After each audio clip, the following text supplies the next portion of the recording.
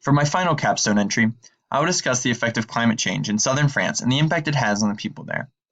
France is somewhere that I've always been interested in visiting, and heat waves caused by climate change has certainly had an effect on the people of France, and will continue to affect the climate there in the future. In 2003, there was a heat wave that killed roughly 15,000 people in France. According to Dr. King, referenced in the SBS.com article cited below, we know that greenhouse gas emissions are increasing the likelihood of hot temperatures than in a world without human-induced climate change.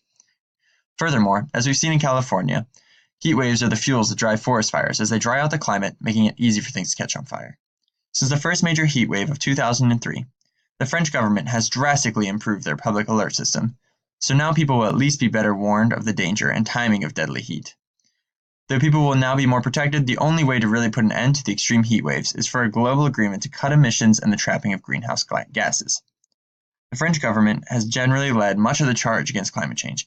It is now the time for other nations to follow suit in order to make global climate change really happen.